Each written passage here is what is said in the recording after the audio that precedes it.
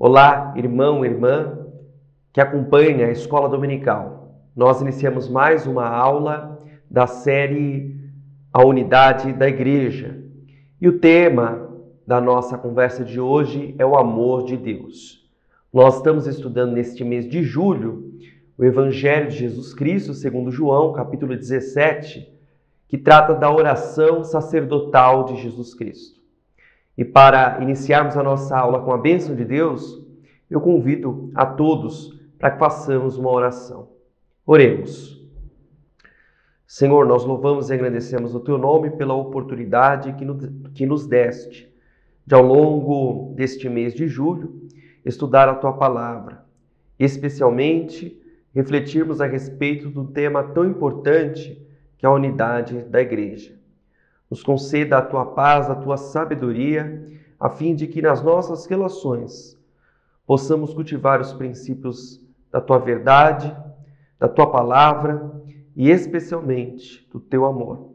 Nós oramos no nome bendito de Jesus Cristo. Amém. Unidade da Igreja e amor de Deus. Dois temas que estão intrinsecamente relacionados e o versículo-chave da nossa reflexão de hoje nos diz muito a respeito disso. É o versículo 26 do capítulo 17 de João, que assim diz: Eu lhes fiz conhecer o teu nome e ainda o farei conhecer, a fim de que o amor com que me amaste esteja neles e eu neles esteja. Palavra de Deus. Para facilitar o entendimento, eu quero compartilhar com você a versão da paráfrase A Mensagem, escrita por Eugene Peterson. Assim diz a palavra do Senhor. Eu revelei teu ser a eles, quem és e o que fazes. Continua a fazer isso conhecido, para que teu amor por mim possa estar neles, exatamente como neles eu estou. João 17, 26, na versão da Bíblia, A Mensagem. Então é o final da oração sacerdotal de Jesus, onde ele expressa que o amor de Deus, que selou sua trajetória, que foi mandatário para o seu envio e encarnação, é o que possibilita que nós, como discípulos e discípulas do Senhor, conheçamos a Deus através do rosto de Jesus Cristo, que é a manifestação visível do amor de Deus. E falando a respeito deste amor, é fundamental compreendermos que o tema da unidade da Igreja trata a respeito do próprio Cristo, que é a pedra angular da fé cristã. A unidade do corpo de Cristo tem a ver ao nosso reconhecimento de que Ele é a cabeça da Igreja. E nós somos partes deste organismo vivo e, portanto, compreendendo a essência desta comunidade, sempre iremos buscar a conciliação, buscar a unidade do corpo, compreendendo que Ele é o nosso Senhor e Guia. E para ilustrar, eu quero compartilhar um entendimento de um bispo luterano sueco que escreveu um artigo muito precioso a respeito da unidade da Igreja. Assim ele diz, abre aspas, Ora, a Igreja não é obra humana, mas obra de Deus, obra do Espírito Santo. É o Espírito Santo quem chama, reúne, ilumina, santifica e preserva. E Jesus Cristo, na fé verdadeira e única, chama toda a cristandade sobre a terra. Se a unidade da Igreja fosse apenas um alvo a ser atingido, na realização do qual nós tivéssemos que trabalhar, e não uma realidade já dada por Deus, todo o nosso trabalho para a unidade seria, de princípio, condenado ao fracasso. É muito importante esta exortação, pois ela nos lembra que este trabalho não é nosso, mas ele parte de uma realidade dada por Jesus Cristo, dada pelo próprio Deus. Jesus orou antes de ser levado para a crucificação. O contexto da oração sacerdotal é no qual ele reúne os seus discípulos, os instrui, os consola, demonstra ali a sua consciência diante deles que ele seria preso, condenado, torturado e levado à morte de cruz para que a glória de Deus se manifestasse por meio da sua ressurreição. Então, por meio disso, Jesus, nesta oração, ele ora primeiro por si mesmo. Nos versículos 1 a 5, nós notamos essa intercessão ao Pai. Nos versículos seguintes, de 6 em diante, Jesus ora para os seus discípulos imediato, em favor deles. Para aquela comunidade que estava reunida em torno dos ensinamentos de Jesus e que acompanhou o desenvolvimento de seu ministério ao longo dos 3 anos e até o momento da sua prisão e condenação. E, posteriormente, nos versículos finais, Jesus ora intercedendo pelos seus discípulos que o conheceriam. Ele faz menção daqueles que receberiam a mensagem do Evangelho. Está entre os versículos 20 e 26. Jesus intercede por aqueles que seriam chamados por ele. E nós cremos que nós fazemos parte desse povo santo, povo eleito por Deus. Portanto, é nesta oração que Jesus institui também a igreja, demonstrando ali a sua aliança nova com toda a humanidade, os filhos de Abraão, pela fé, e não mais com um grupo étnico, que era o grupo judeu, que foi responsável historicamente por preservar o primeiro testamento, adorar os ensinamentos, e a partir de agora, Jesus então estava, por meio desta oração, instituindo a sua igreja. Se nós lembrarmos de um dado atual a respeito da nossa sociedade brasileira, será muito oportuno recordarmos desta oração de Jesus em busca da unidade. Porque somente no Brasil, a cada 1 hora são abertas 21 novas igrejas, ou seja, 21 novos CNPJs são registrados como igrejas evangélicas, totalizando 180 mil registros no último ano de 2022. Isso demonstra que no campo religioso brasileiro, especialmente no movimento evangélico, há uma grande diversidade. Nós temos os evangélicos históricos, dos quais nós, Igreja Presbiteriana Independente, somos um segmento. Nós temos evangélicos pentecostais, que é o maior segmento. Temos evangélicos neopentecostais e temos também movimentos sectários, igrejas restauracionistas, ou seja, é uma grande diversidade religiosa, muita diversidade no campo evangélico ortodoxo, ou seja, aqueles que nós consideramos irmãos e irmãs em Cristo Jesus, porque compartilhamos do mesmo corpo doutrinário, mas há também muita confusão. E para chegarmos em um consenso em torno disso, parece ser impossível quando nós olhamos do ponto de vista humano. Mas quando nós olhamos para as Escrituras Sagradas, para a oração e o desejo expresso de Jesus Cristo pela unidade, e também quando realizamos menção desta frase que foi considerada pelo bispo luterano Anders Niger, nós temos então entendimento que a igreja é uma obra de Deus e não uma obra humana. Por isso temos a tranquilidade de entender que mais do que uma instituição que tem um CNPJ, a igreja cristã é o corpo místico de Jesus Cristo espalhado sobre a face da terra. Então, quando nós recebemos, por exemplo, as notícias de agências missionárias como a missão Portas Abertas, de que um grupo de cristãos foi perseguido e torturado pelo Estado Islâmico, e descobrimos que este grupo de irmãos e irmãs em Cristo Jesus são membros da igreja copta, uma igreja historicamente ortodoxa, nós compreendemos que a graça de Deus ela não se limita somente a uma denominação.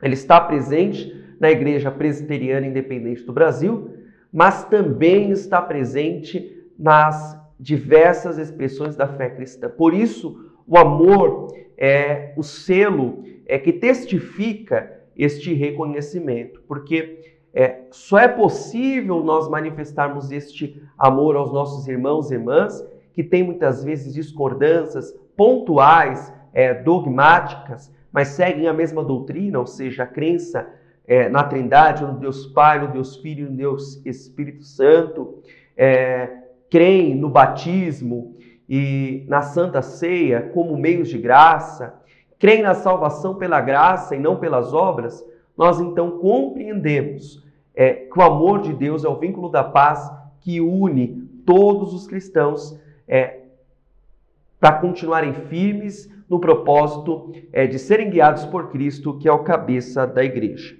Por isso, irmãos e irmãs, o estudo de hoje nos lembra a respeito do amor de Deus, que revela o nome do Senhor. Em 1 João, capítulo 4, versículo 8, o apóstolo nos lembra que aquele que não ama não conhece a Deus, pois Deus é amor. E a palavra amor, apesar de ser bela e ser cultivada nas nossas relações, os casais que se amam, muitas vezes manifestam esse amor em palavras, em ações, em comportamentos. Na igreja, nós escutamos muitas vezes a expressão do amor de Deus. A palavra é esvaziada de seu sentido quando é muitas vezes repetida. Por isso, é preciso retomar o sentido bíblico, tanto no Antigo como no Novo Testamento, do significado de amor, e também buscarmos exemplos históricos, compartilhados pelo próprio Cristo, como por autores que nos lembram desse sentido importantíssimo do amor de Deus pelas nossas vidas e do amor cristão que cultivamos. E uma dessas histórias eu encontrei através de um texto do reverendo Leontino Faria dos Santos, conhecido por toda a Grey independente. O texto é O Meu Próximo, Será Ele o Meu Inferno?, em que ele trabalha a ideia de um filósofo chamado Jean-Paul Sartre, um filósofo francês, que na sua obra Entre Quatro Paredes lança um conceito de inferno, ou seja, ele escreve uma história simbólica em que o inferno seria um local em que três pessoas convivem, essas pessoas têm uma incompatibilidade, elas têm que suportar umas às outras e nessa dinâmica elas descobrem que não podem matar umas às outras e também não podem se suicidar, ou seja, elas têm que conviver consigo mesmo, mesmo sem se conhecer completamente, um esvaziamento desse autoconhecimento, porque não tem espelhos, não tem recursos ali para essa identificação da aparência, e ao mesmo tempo o outro é um tormento. E a partir disso, o reverendo Leontino, ele trabalha a ideia de que, apesar de ser uma imagem que não corresponde com a revelação bíblica, tem um sentido oportuno para a nossa reflexão cristã. Porque se nós lembrarmos da parábola que é nominada como a do bom samaritano, Jesus ele demonstra que a pessoa mais misericordiosa, ou seja, aquela que amou, era o inimigo imediato da pessoa que estava abandonada na beira da estrada. Ou seja, o samaritano era o que tinha a maior probabilidade de desprezar a dor do judeu desamparado. Mas reconheceu naquele desamparado, naquela pessoa que precisava de ajuda, o próximo semelhante. E o reverendo Leontino, ele escreve da seguinte forma esta linda mensagem, abro aspas.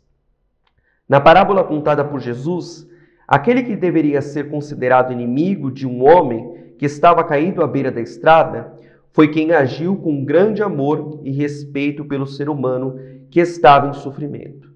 Isto significa dizer que onde o amor está, não haverá inimigos nem inferno. Logo, o amor é fundamental para que as pessoas se aproximem uma das outras. se respeitem, se aceitem e, com a graça de Deus, consigam transformar o contexto de ódio em vingança, em esperança, vida, paz e harmonia. Ou seja, é uma contraposição da fé cristã a esta imagem desenhada pelo filósofo Sartre de que o inferno é o outro.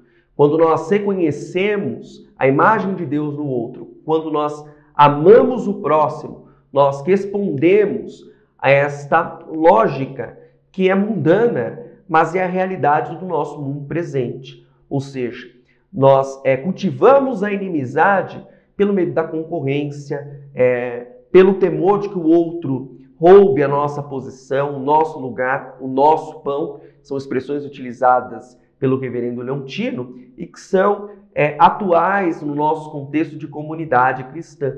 A unidade ela é preservada quando nós temos esta consciência de que a igreja é uma família da fé.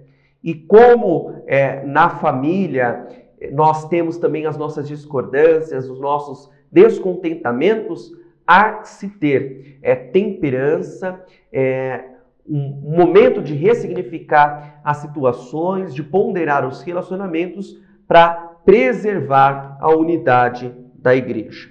Então, quando nós temos essa dimensão do amor mais clara a respeito do próximo, nós compreendemos então algo que Jesus ora e vive posteriormente, que é um amor sacrificial. Ele diz claramente que é através do amor de Deus que o enviou, que o mundo conheceu o Pai. E que este mesmo amor, ele deve ser emanado por nós como discípulos e discípulas do Senhor. Tolstói, outro autor cristão do início do século XX, também trabalhou essa ideia nos seus contos espirituais, especialmente no conto Onde Existe Amor, Deus Aí Está, em que ele também trabalha essa ideia de conhecermos a Deus através do amor. Ele compartilhou a história do sapateiro Martin, que perdeu o seu filho e a sua esposa. E desamparado, então, ele começa a murmurar, blasfemar contra Deus. Quando, pela providência divina, recebe a visita de um amigo que o alerta para a necessidade de ler os evangelhos e de ressignificar o seu sofrimento através da misericórdia e do amor de Deus. Martin, então, assim o faz e, ao ler a palavra de Deus, o seu coração se enche de alegria ao ponto de ele orar, manifestando seu desejo de conhecer a Deus, de estar mais próximo de Deus.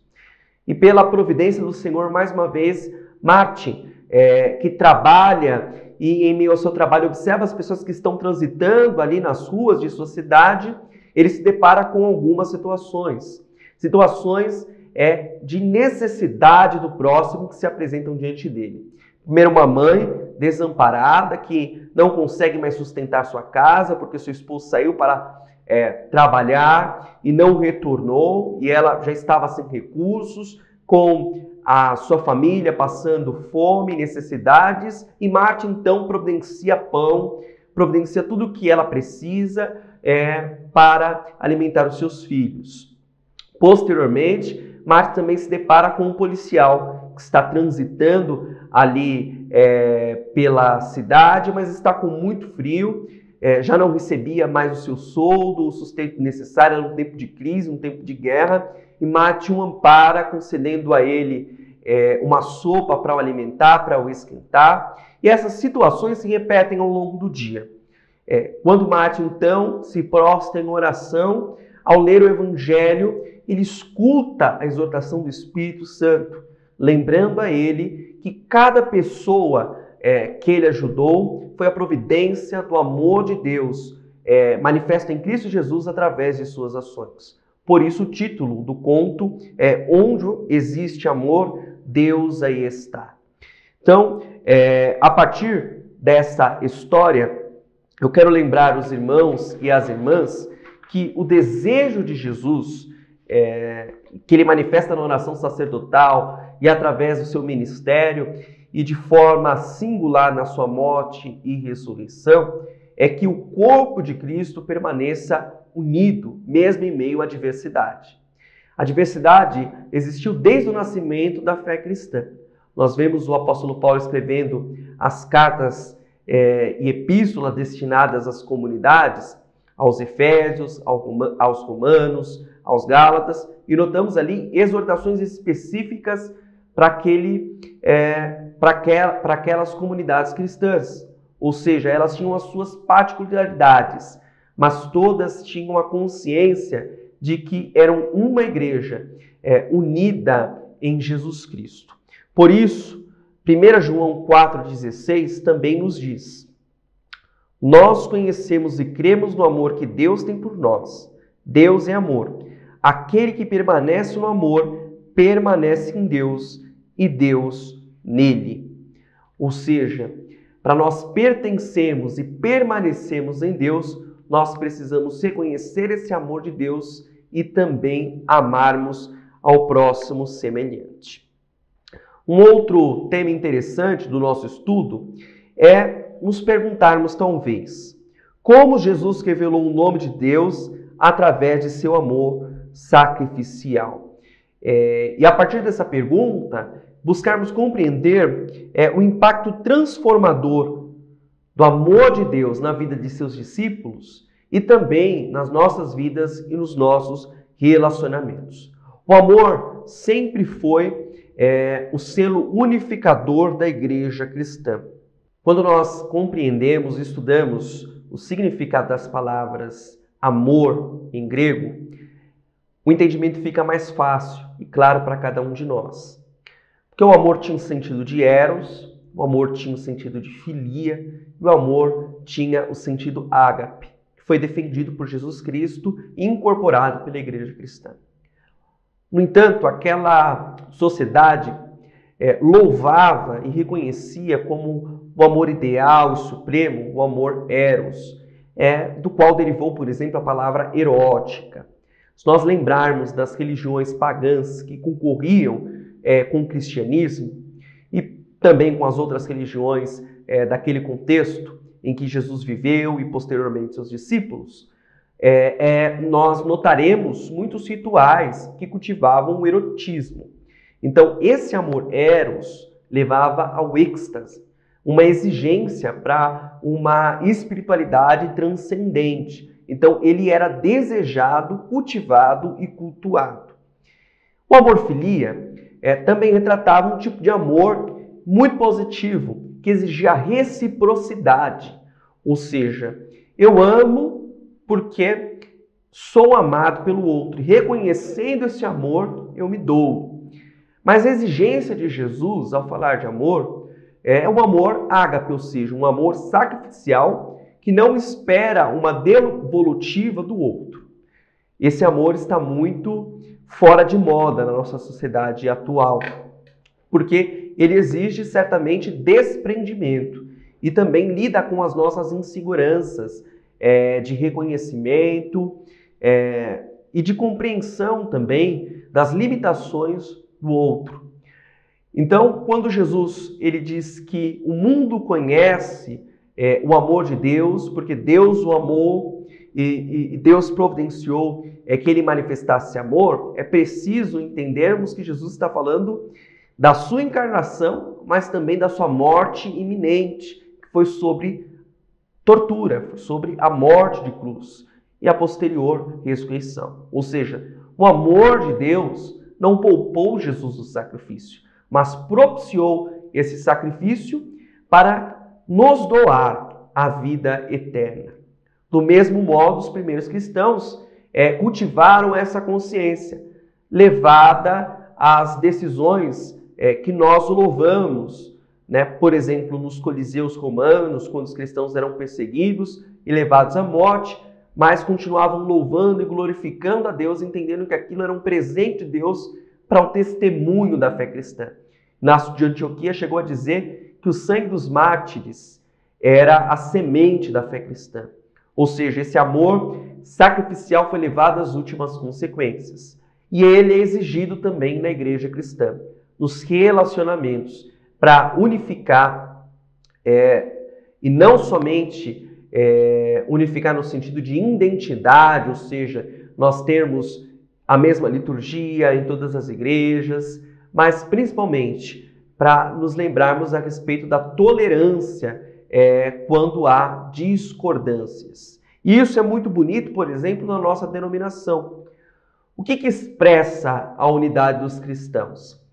É o compartilhar, ou seja, a celebração da mesa do Senhor, a Santa Ceia, e também o batismo como a aliança de Deus com o seu povo. Você sabe muito bem que na nossa teologia reformada todos podem participar da ceia do Senhor, porque ela não pertence à igreja, ela pertence ao próprio Senhor Jesus, que convida a cada discípulo e discípula para que examine a sua própria consciência e assim possa comer pelos méritos de Jesus Cristo o corpo e o sangue de Jesus espiritualmente. Então, quando nós não colocamos nenhuma restrição denominacional, quando nós não restringimos esta mesa a nenhum ser humano, nós fazemos isso com base no princípio da unidade da igreja. Do mesmo modo, o batismo, quando nós entendemos que o batismo é somente porque nós temos um só Senhor, um só pastor, um só rebanho, e não compartilhamos do entendimento da necessidade de um rebatismo, independente da filiação cristã, se a pessoa participou de uma denominação, de uma fraternidade reconhecida e não de uma seita, nós estamos reafirmando o princípio da unidade cristã. Então, os sacramentos, o batismo e a Santa Ceia são também sinais que nos lembram a unidade da igreja cristã, que não é somente um ideal, mas que é expresso em atitudes concretas, como, por exemplo, essas diretrizes que são boas, que devem ser cultivadas entre todos os cristãos. Por fim, eu quero compartilhar com os irmãos e as irmãs uma frase de Agostinho de Hipona. Conversava com um presbítero da igreja e ele compartilhou comigo que em uma certa conversa com uma pessoa de outra orientação cristã, ele lembrou esta pessoa que Agostinho de Hipona é o responsável por, mesmo que indiretamente, alicerçar a teologia protestante, né? Nós utilizamos muito na nossa teologia reformada as interpretações, os ensinamentos de Agostinho, porque Lutero, antes da reforma, em 1517, era um monge agostiniano. E ele ensina que o princípio do amor é o horizonte, é o guia para a tomada das nossas decisões. E ele disse isso através da frase: ama e faz o que quiseres. Se calares, calarás com amor. Se gritares, gritarás com amor. Se corrigires, corrigirás com amor. Se perdoares, perdoarás com amor. Se tiveres o amor enraizado em ti, nenhum fruto além do amor será produzido por ti. Fecho aspas. Então, Agostinho aqui lembra este princípio de amor e de misericórdia. A palavra de Deus nos lembra que Deus é misericordioso e por isso nós devemos ser misericordiosos como é o Pai. A misericórdia e o amor certamente caminham juntos, porque se nós não tivermos essa consciência do amor de Deus, da bondade de Deus, de ter nos escolhido antes da fundação do mundo, nós passamos a cultivar um sentimento muito ruim e que sempre está em oposição a Deus, que é o ódio. O ódio nos faz esquecer que o outro, apesar de muitas vezes apresentar discordâncias e incompatibilidade conosco, é a imagem e semelhança de Deus. E por isso também deve ser amado, independente do pecado que essa pessoa possa cometer ou infringir contra nós ou a sociedade. Diante de nós, nunca está os comportamentos somente da pessoa, mas está sempre alguém que foi feito à imagem e semelhança de Deus. E por isso, digno do nosso amor, porque nós fomos amados por Deus de forma imerecida. Portanto, a unidade da igreja ela é alicerçada na palavra do Senhor, através da oração de Jesus Cristo, que pediu para que o Senhor nos santificasse na verdade, que a palavra dele é a verdade. A unidade da igreja é alicerçada no próprio Senhor Jesus Cristo, que é essa palavra encarnada, que é o cabeça da igreja. E nós cremos, por intermédio da palavra de Deus, dita pelo apóstolo Paulo, que em tudo nós crescemos na verdade, em amor, em Cristo, que é o cabeça do corpo. E a unidade da igreja também é manifesta através do amor de Deus Pai, que enviou o seu Filho, que nos amou na morte de cruz e que exige de cada um de nós um amor que supera as nossas limitações, e só é possível por meio da obra do Espírito Santo de Deus em cada um de nossos corações. Que o Senhor Jesus conceda a você força para amar e que mesmo nas limitações que porventura nós tenhamos, sempre esta consciência do amor de Deus e da misericórdia divina possa novamente renovar o nosso coração na esperança de que Deus é amor e, portanto, nós somos conhecidos através deste amor de Deus que é manifesto em nossas palavras e ações. Que Deus, pois, abençoe a sua vida. Boa semana.